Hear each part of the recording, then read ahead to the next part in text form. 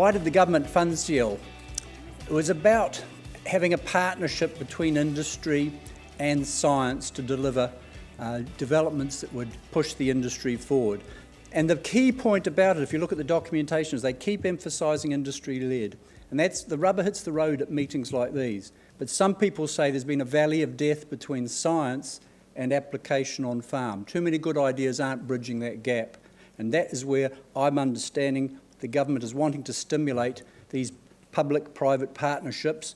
And the key thing is innovation, about innovation coming from partnerships. Seldom does an innovation come from just one group. It's often the interactions between different players in the marketplace and in the supply chain. And research is, you have pounds, you spend it, and you end up with more knowledge. Whereas innovation is where you use that knowledge to make more money. So our aim in terms of CIEL is to redefine best practice for livestock. So obviously genetics and feeding are very big things. They aren't the only ones, but I put them at the top of my list. And the key one is the practical outcomes that are valued and used widely. That's the true innovation. So how can CIEL help cattle breeding?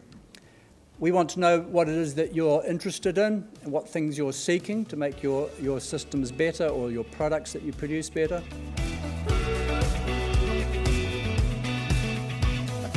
It's Agri-EPI. The EPI stands for Engineering, Precision and Innovation. And it's very much about trying to improve economic performance in farming through really getting a much better uptake of new technologies, knowledge and practices. So what is Agri-EPI? Well, we're one of these new innovation centres. It's a research and development centre. We're also about demonstration and training. It's about establishing facilities where we can conduct research and development, demonstration, training.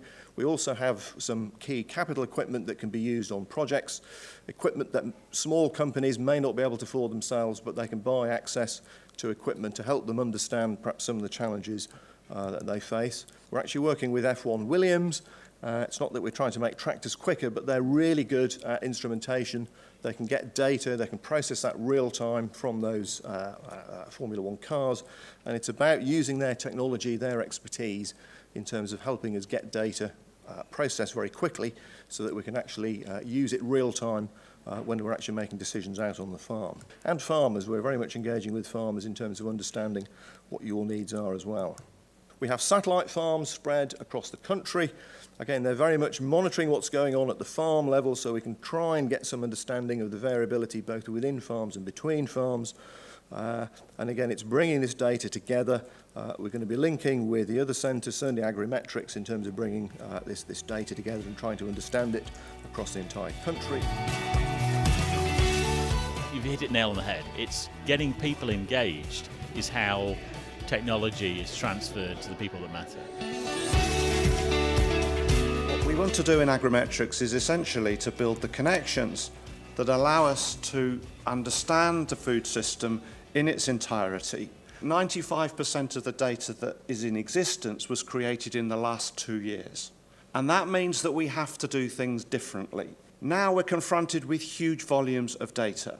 We don't need to worry about the costs of getting hold of that data. It's just appearing for free wherever we look. And the reason why that's the case is because the insights that you're getting from your private data that you're holding, protecting within your company, can now be obtained quite easily with another set of data that is available somewhere else outside your company. So what do you do as a business? You start to change your focus so that instead of the value being in the data itself, the value is in the assets, in the insights that you get from the data that you hold. The chances are that you will get better insights if you have access to other people's data in getting those insights. So data sharing becomes the name of the game. So what's the role of Agrimetrics in this landscape? What we're attempting to do is to catalyse the creation of what we're terming a federated data ecosystem. Enabling this is hard. We're not pretending that what we're trying to do is easy. So I wanted to just highlight one or two of the challenges that face us. Clearly, security is one. I've described this as a closed data ecosystem which exposes data potentially to open data.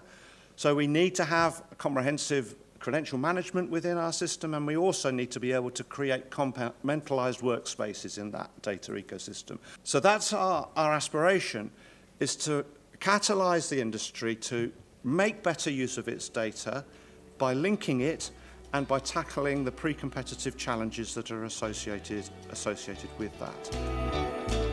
Very informative and comforting.